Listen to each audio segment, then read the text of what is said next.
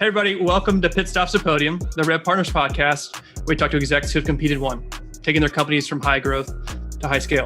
My name is Brandon Tollison. I'm the co-founder and CEO of RevPartners, and I have with me today, Mike Arrieta. Welcome, Mike. Thanks. Excited. So, Mike, we typically do fun facts, but before we get into fun facts, I'll be the one to give kind of your background, so you don't have to be the one to actually tell about yourself, because I think that's always a little bit awkward. Mike is one of the most talented people I know. He's probably accomplished more in his young life than most people accomplish in their whole life. So from a professional standpoint, Mike has held a variety of seats at some of the best companies that you would know from a technology space, including Dell, as well as DocuSign. He now serves as the founder and CEO of Garden City.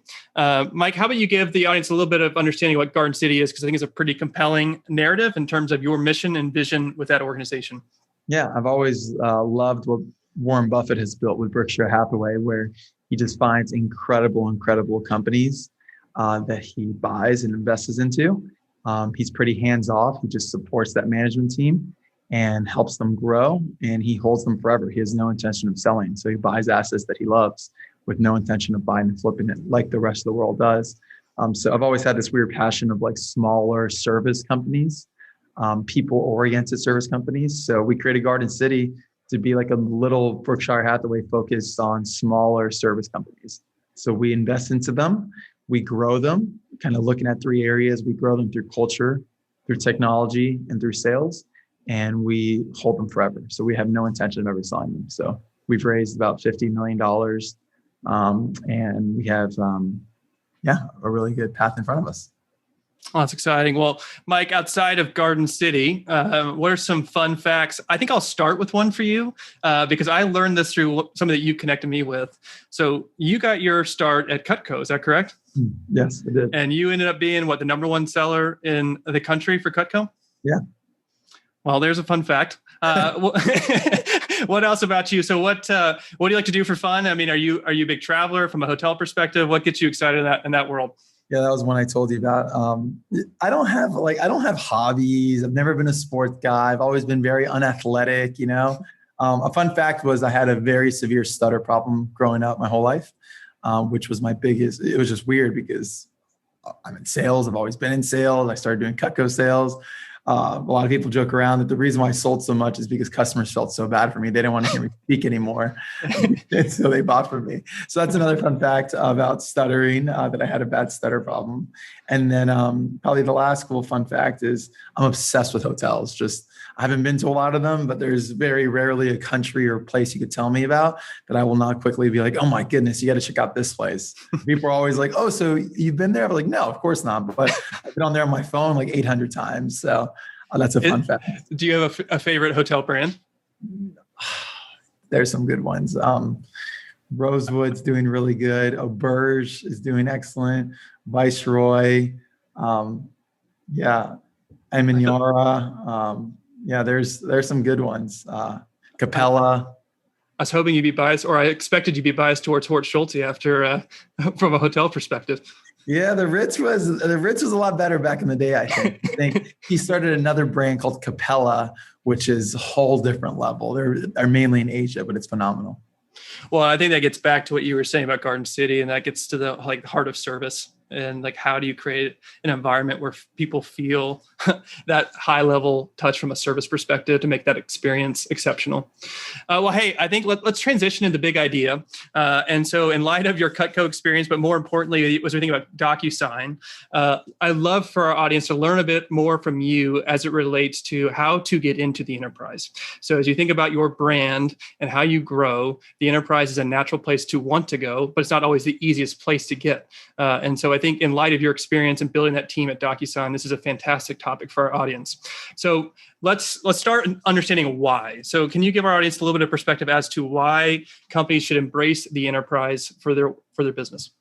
Yeah, that's the big, hairy, audacious goal, right? Is to get into the enterprise. As you know, if you like at DocuSign, and just give you some experience, when I joined, majority of our business was commercial, aka inside sales, selling to small, mid-sized companies and consumers. So web people, you go on, you're a realtor, you buy $15 a month. And every now and then, an enterprise company, a Fortune, whatever, 5,000 company would call us and be like, hey, we want to use DocuSign. And we would ask them, well, how many transactions do you need?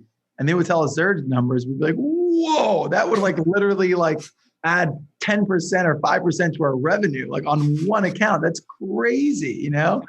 And so that's where you always want to go. That's where and why? Why do you want to get into enterprise? So more money, typically more margin, typically longer contract cycles, typically it's a competitive moat over your competitors. It's better for marketing. So when you sell to the SMB or commercial, you could say this Fortune 500 uses us. So it's a logo wall for you, right? Typically, if an enterprise embeds your service into their company, there's a less likelihood that they're going to rip you out, right? There's typically more cross-sell and upsell and expansion opportunity in an enterprise and an SMB.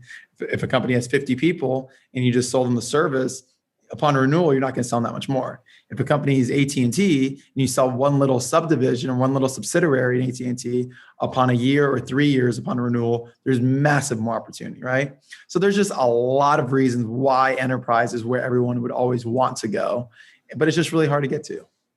Yeah, and then if you, to where what you were just saying, you become that category leader, your valuation just dramatically increases, not only from a credibility going downstream, but just in terms of your perception in the market. I mean, even DocuSign, it's almost like a verb. I mean, people know who DocuSign is and the category that it dominates right now.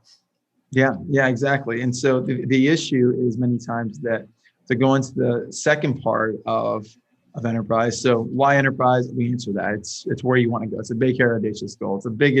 It's the biggest 7-figure ARR type of contracts you're going to knock down, right? It's the logo wall. It's the one that as soon as your competitors see that you knock down, like, how the heck did they do that, right? It's the one that you just continue to expand, domino effects, phenomenal, right?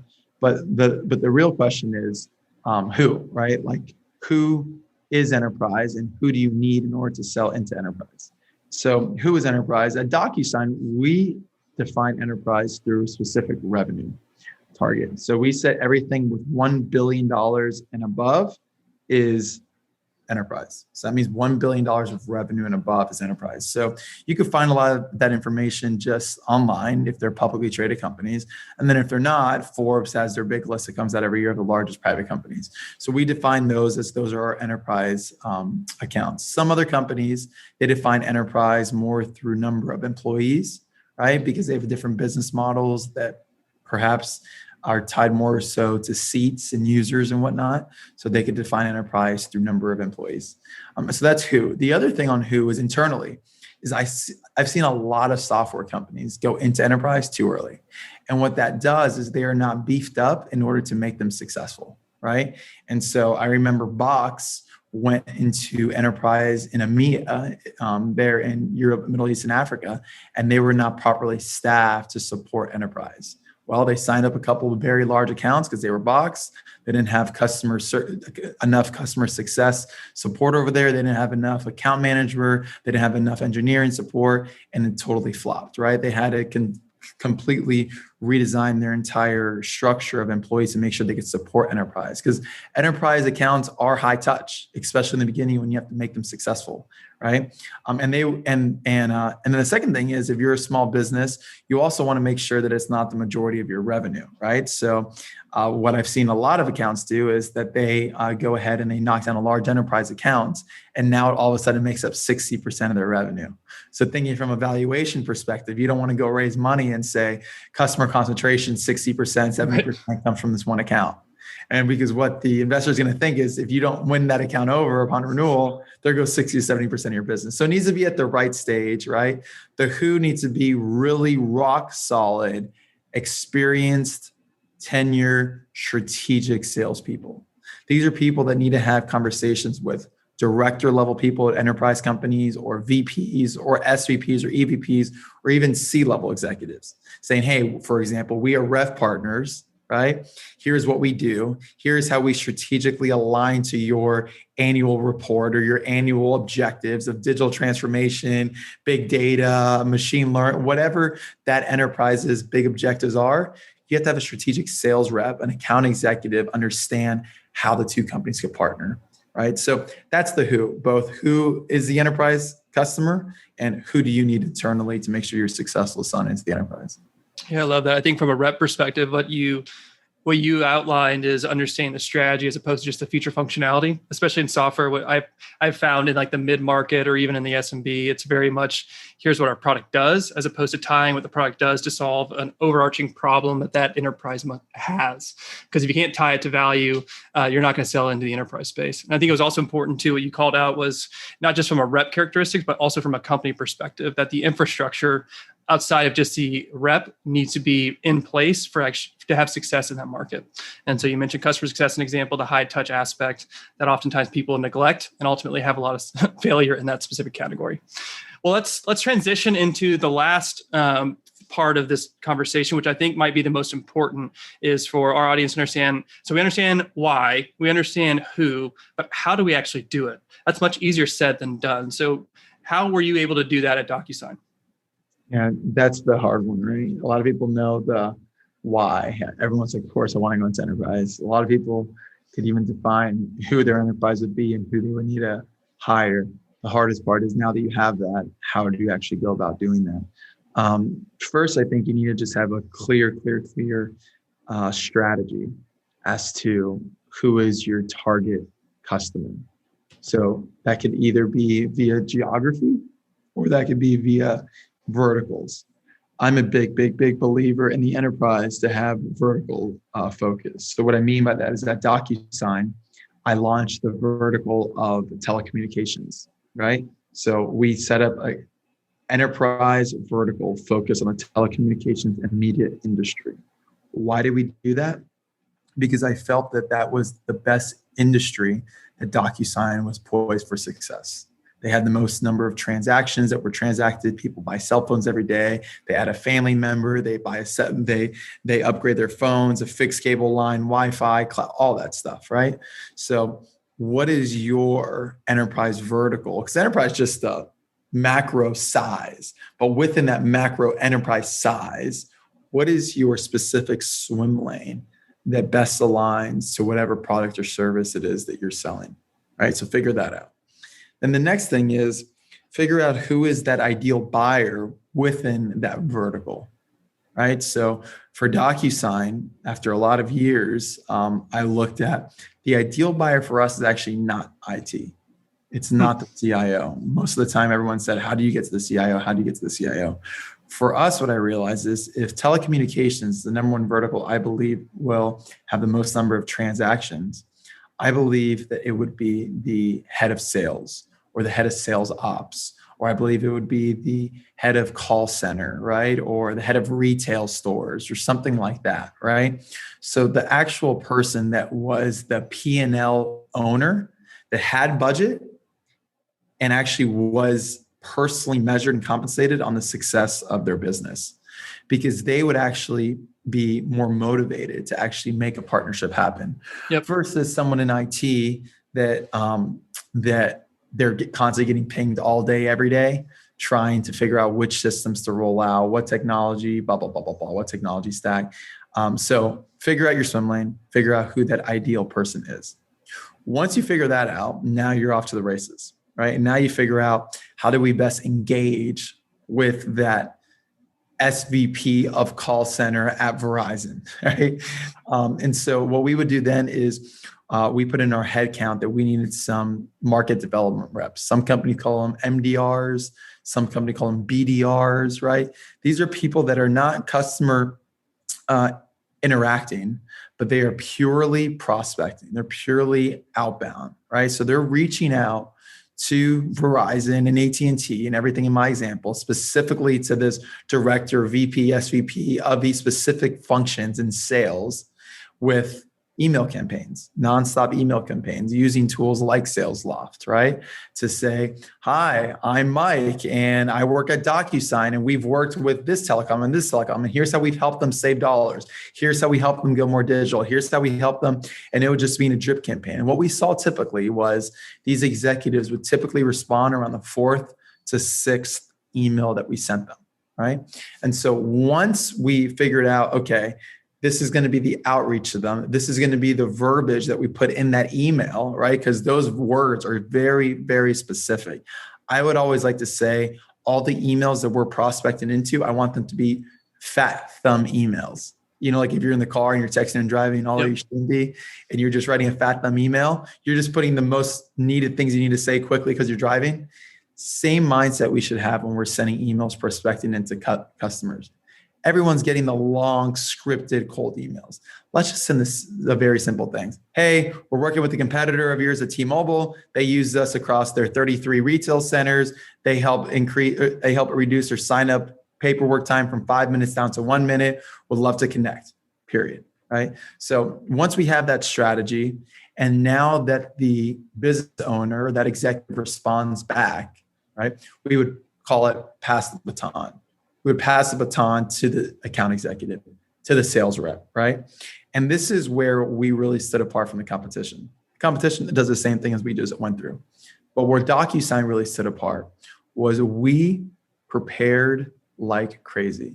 If you fail to prepare, you're preparing to fail, right? Mm-hmm. It's that simple. And so we prepared like crazy. We would read their annual reports. We would listen to the CEO's quarterly call. We would go on their person's LinkedIn, who we have a call with. We would see what things they were liking, what things they were posting about. And we would create an entire brief, an entire executive brief. And ideally, we would create a PowerPoint before getting on the call with what we believe DocuSign, how DocuSign aligns to the strategic initiatives of, for example, Verizon.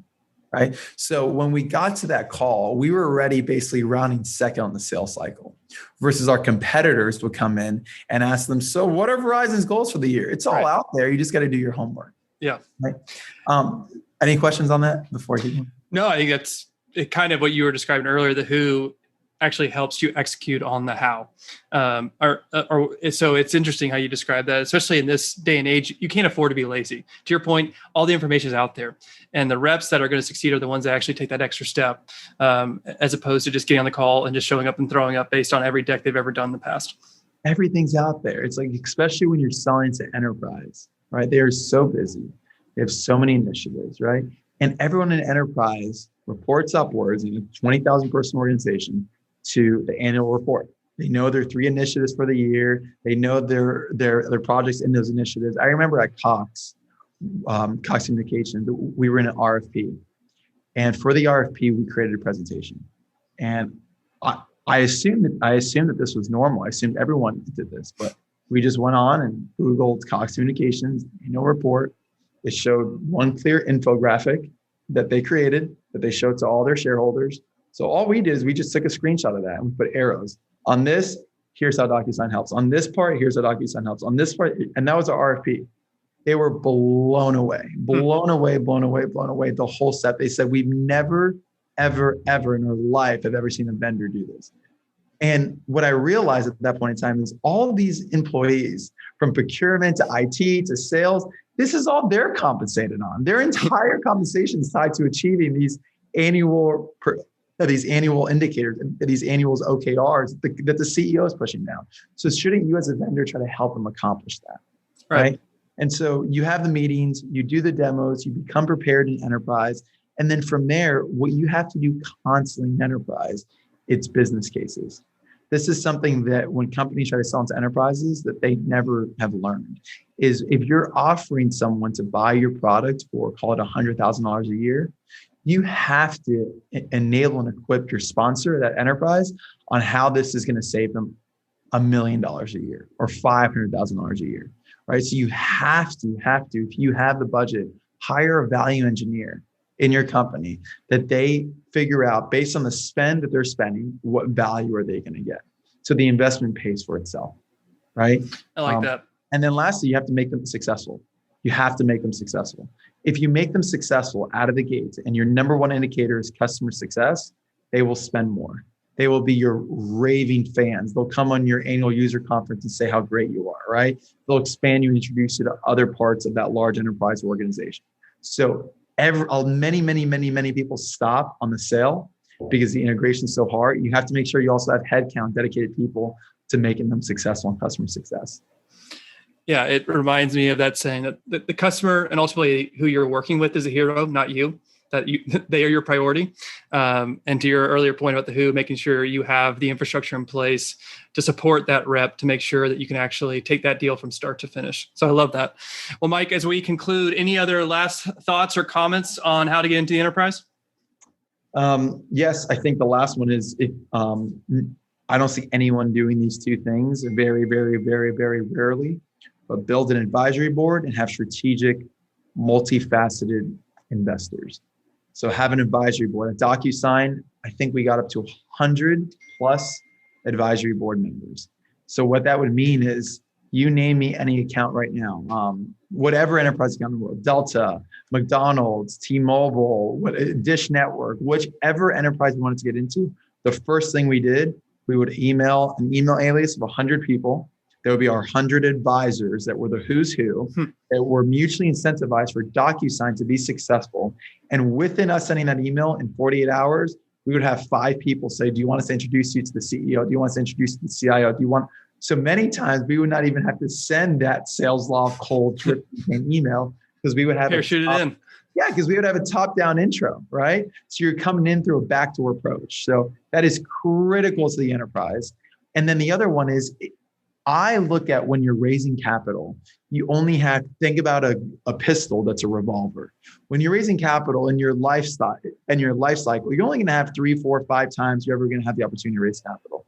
Raise strategic capital that could align your financing strategy to your corporate go-to-market strategy. So at DocuSign, when we were raising some rounds, let's just say we need to raise $100 million. We would not start with Kleiner Perkins, Excel, Sequoia, because we knew in our go-to-market of enterprise, they would not help.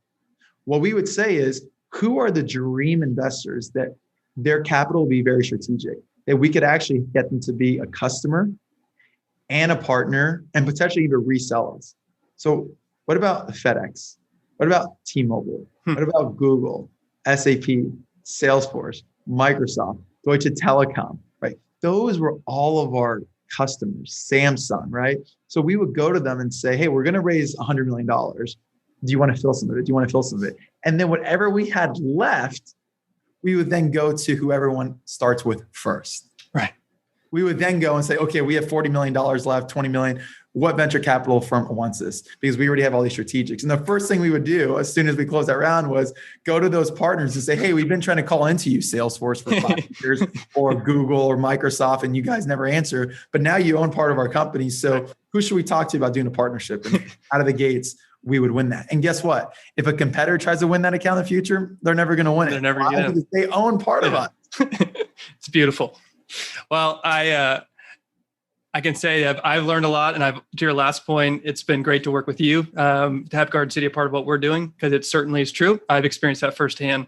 Well, Mike, if people want to engage with you and to learn more, because I'm sure they do, what are ways in which they can contact you or follow what Garden City's doing, or even NEWSTORY for that matter? Yeah. If you're interested at all in Garden City, we buy service companies across the Southeast primarily that are durable, profitable, awesome, exceptional, and we're all about culture. You could just go to our website, joingardencity.com, join Garden City. If you want to learn anything about a nonprofit that I helped co-found called NEWSTORY, we're reinventing global housing for the homelessness, and we're innovating that through new solutions. We've built thousands of homes, 3D home printer, et cetera. You can check out newstorycharity.org. And yeah, that's it. Or if you're looking for your next hotel to visit, I can give you some good suggestions. Yeah, add me on LinkedIn and we can connect there. All right, Mike. Thanks a lot for the time. Really do appreciate it. Thank you. Bye-bye. See ya.